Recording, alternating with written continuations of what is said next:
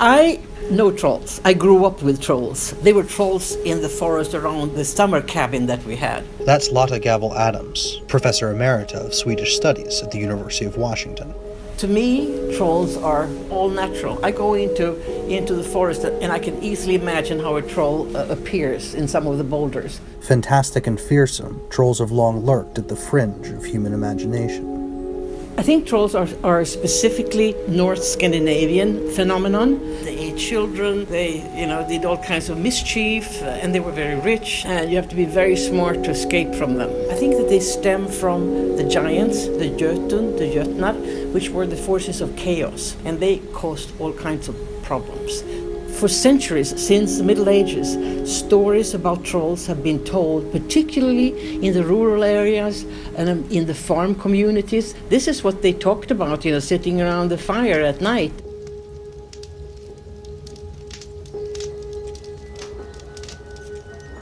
When Christianity arrived around 1000, when the Scandinavian countries were Christianized, then the trolls merged with the devil. So, for example, if you meet a troll and you can see a troll crossing here, if you hold up a cross, they will turn to stone or disappear. But actually, when we first learned about the trolls was around the mid-1800s.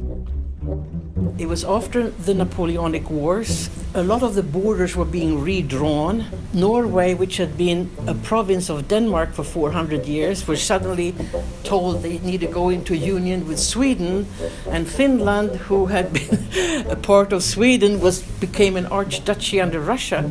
And suddenly people started, I want to know what is particularly Norwegian, what is particularly Swedish, what is particularly Finnish.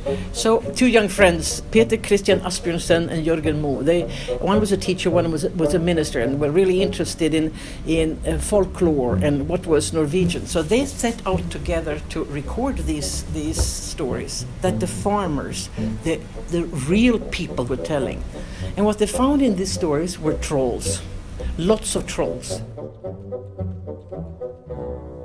So when they recorded the stories and published them in 1845, people became excited. They became wildly popular. And this was the first time we had seen them in writing. But this was literature for adults.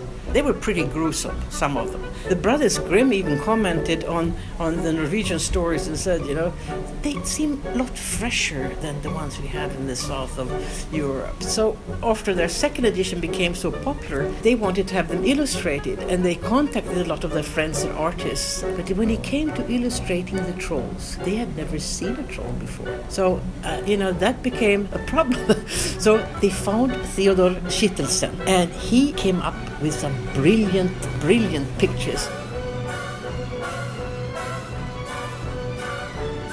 You can imagine when you walk along a path in the forest and you see a mountain and suddenly you see that glimmer in there and the outpost, you believe it's a troll.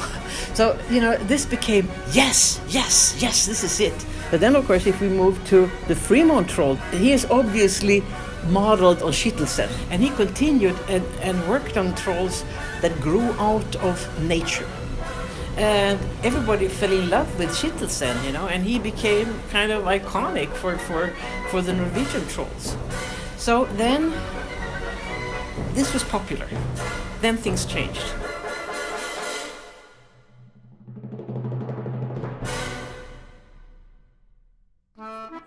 The next step is that industrialization arrives in Scandinavia.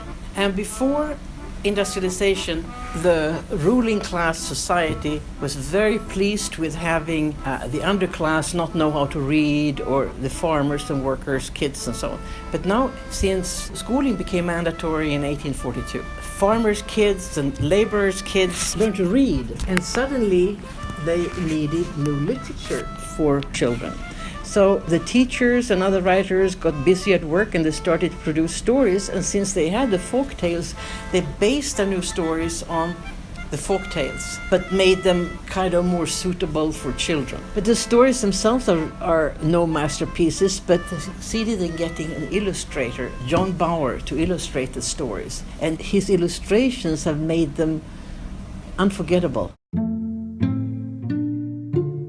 Now, society, they didn't need obedient, humble underclass. They needed somebody who would take charge, have dreams, have ideas, go out, immigrate to America, and take works in industrialized society. So also you had to include a whole new set of ideas into the stories that the kids were reading.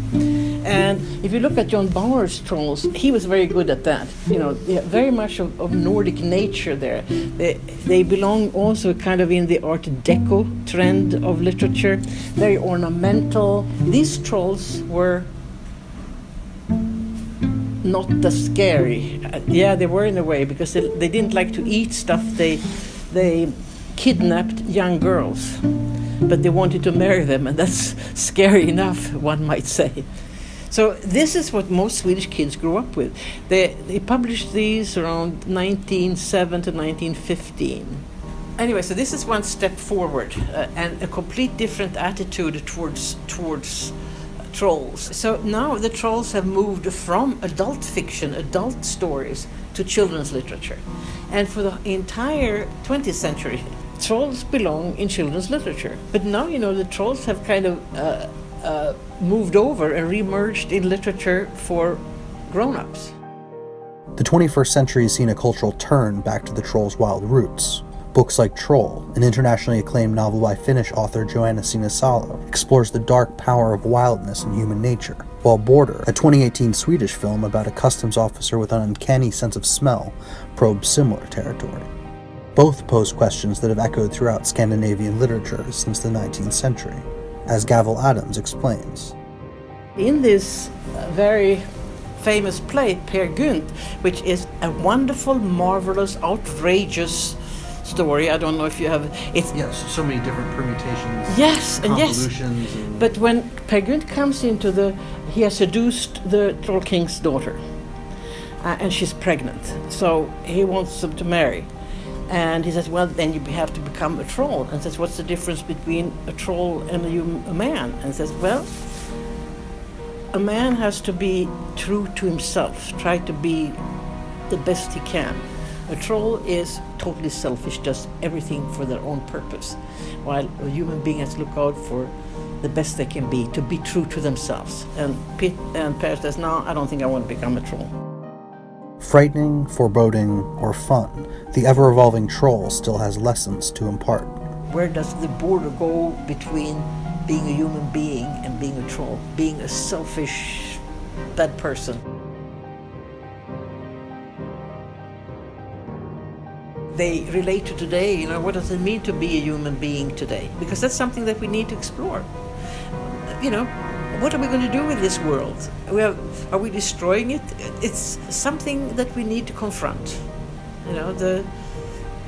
What does it mean to be a human being? It needs to take care of the world, of nature, and so on. We can't be so egotistical that we go and destroy everything because we can profit from it.